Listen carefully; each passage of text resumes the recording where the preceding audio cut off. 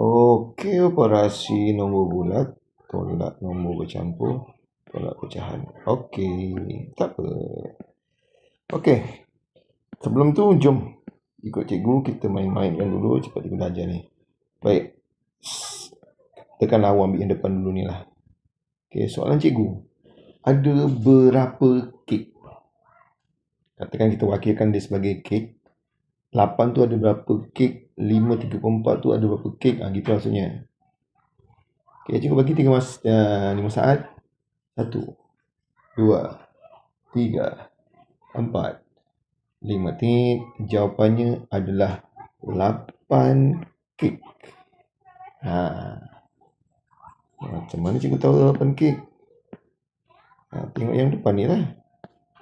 Tengok yang depan ni. Kan ceritanya ada 8 kek. Dan 8 kek tu apa? Penuh. Dimakan 5/3/4. Dah habis dimakan lagi 1/2. Itulah ceritanya. Boleh faham? Okay. So, sekarang kita nak tolak yang ni dulu. Okay. Pertama sekali cikgu nak tanya. 5 ni datang daripada 8 tak? Datang daripada 8 kan? Maknanya kita boleh tolak 5 kek dulu. So, tinggal 3 kek penuh. Okay, ni kek penuh. Okay, sekarang ni, dalam 3 kek tu, okay, cikgu buatlah 3 kek. Okay. Okay. Dah.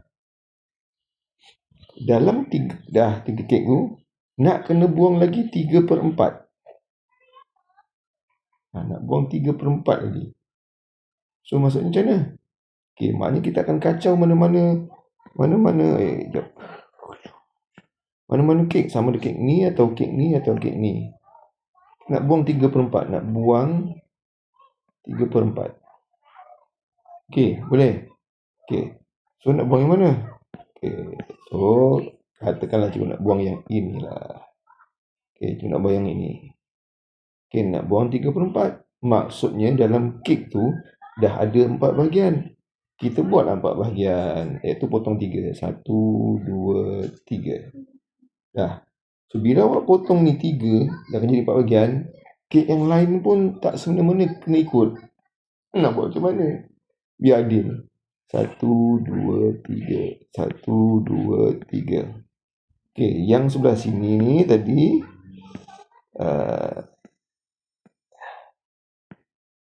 okay, dah kena makan 3/4.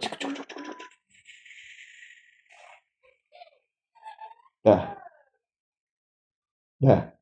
Okay, so sekarang ni dah tak ada ni maksudnya ni. Dah dimakan ni. Ni dah tak ada. Dah tak ada. Okay, berapa yang awak nampak sekarang? Masih lagi ada 2 kek penuh dan tertinggal 1 ini bahagian, iaitu 1/4. Betul? Okay. So, gambar barunya, cikgu sorry kacau kat nombor 3 ni supaya awak nampak jelas je sebenarnya. Okay, dan daripada 2/1/4 ni kena tolak dengan 1/2. Kena tolak separuh. So, macam mana? Matilah nak. Okey, yang ini tadi. Yang ini pakai sini 1/4 tadi. Ini 4/4. Ini 4/4. Okey, sekarang nak buang separuh. Sekarang soalan yang sini ni. Gambarnya dah tinggi macam ni tau.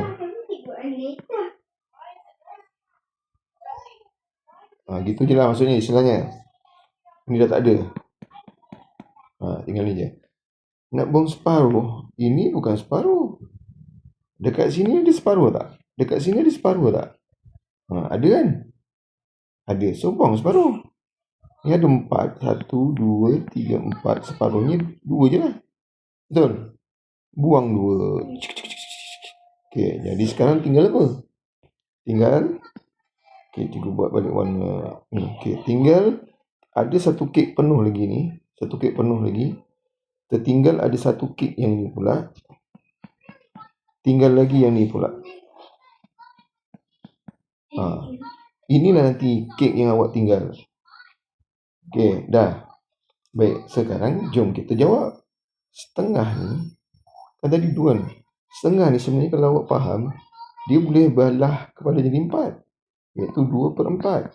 Jadi sekarang maksudnya ialah 1/4 tambah 3, terbagi jawapan pula. 2/4.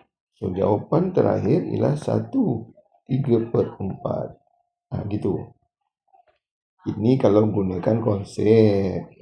Okey. Boleh nampak ni. Ni gunakan konsep.